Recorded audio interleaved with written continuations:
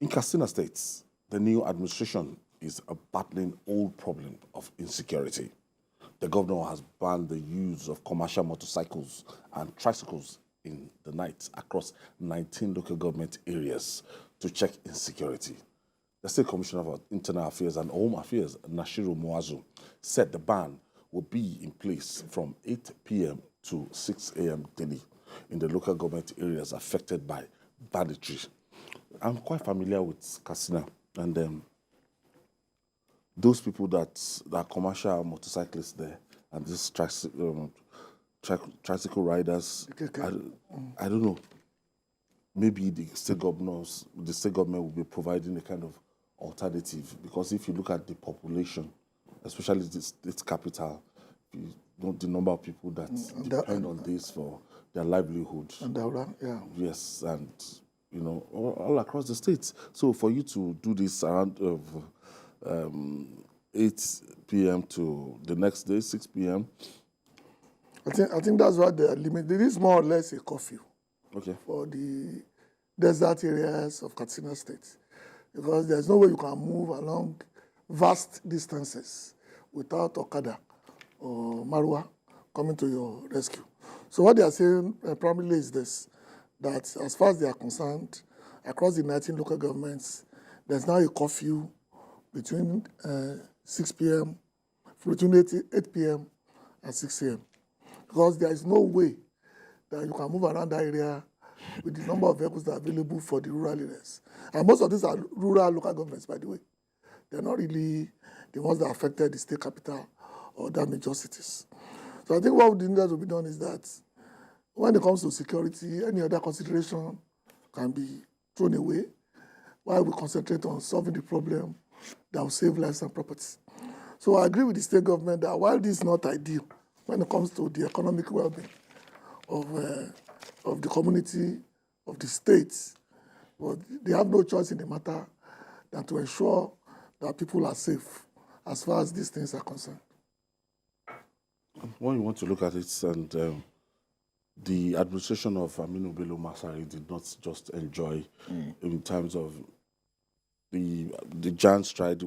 Nobody talked about the giant stride of that administration. Yeah. In terms of employment, in terms of infrastructure and everything.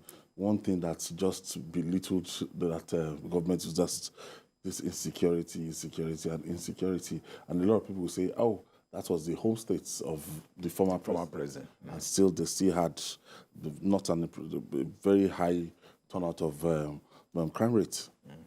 Well, it's a problem that was inherited by the current administration, the current governor in Katsina State, which shows that it's a continuous problem. You know, remember that I think in 2019, the district of Daura, the hometown of the former president, was kidnapped, you know, and kept for 2 months before it was released. And I think in 2020, you know, about close to 200 children were kidnapped in Kankara, in Katsina State.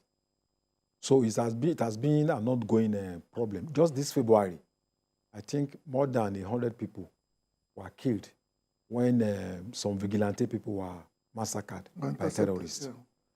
So the governor needs to come up with, at least, even if it's cosmetic, you know, certain decisions that might minimize or reduce the capacity of armed gangs to inflict terror. Yeah. You know, because most of the time they operate in the night when they know people are asleep, people are helpless, you know, and of course they use Okada and tricycles. You know, they don't use vehicles. So I believe that step will reduce terrorism, but it's a temporary step. It does not address the root cause of you know, conflict that we have in Katsina State and the surrounding states. I think since 1987, it has never been worse, considering the fact that Katsina has a very rich history. You know, it used to be the center of Islamic learning, you know, in the 17th century up to the early part of 19th century. Now you're having a situation where it's violence, it's killings, you know, a state that was quite harmonious, peaceful, you know. So it's a major problem, but it should not be left for Katsina State alone, because when we have insecurity in Katsina, we're also not safe. So I think there should be collaboration between the federal government, Katsina State, and the surrounding states so that we can work together to resolve the problem and make Katsina to be safe, to regain its heritage again. I thought there was a time the Northwestern governors tried to get together to create maybe a force or a fund to ensure that they were protected. But we seem to be going around in circles every other month. Yeah. Because we don't seem to understand or want to look for the roots of what's really happening there. And that to me is the sad part. Yeah. Because we keep looking at this basically as a terrorist act without looking at the holistical elements surrounding that particular problem. So that's why I said I agree with the new governor. This is a start. Because if you can declare curfew and you inhibit the ability to move around, that may save some lives. But ultimately, the buck stops on the desk of the president and commander-in-chief, whose duty is to ensure that every part of Nigeria is free of all these miscreants and these terrorists. Because unless that is done, we'll continue to take, because I remember during Masari's time, he also did this at a point. But they had to lift it because it's affecting the economy and the lifestyle of people in that area. So I start with the governor, but it should go beyond this. This is just cosmetic at best. Yeah. I think basically the buck stops, the table of the federal government. Yeah. That's talking in terms of security of life and property. And the administration, we are getting towards 100 days. Yeah. But now we should get a framework that they will work with in, combating terrorism, banditry across the country. I think we keep on sometimes moving in circles.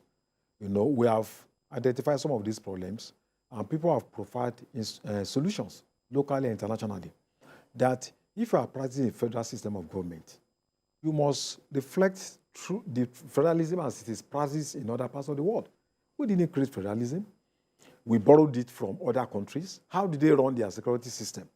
So when we are talking about state police, this is why it is even more important, that we need to know that it is time for people in Katsina to be involved in policing their communities. Let's have a situation where the police commissioner in Katsina will be from Katsina State. The DPOs, the field officers will be people that are localized in those areas. Don't forget that Katsina State is shared border with the Nigerian Republic. So we are going to have inter-border, border, and also. So we need really to address this problem by decentralizing power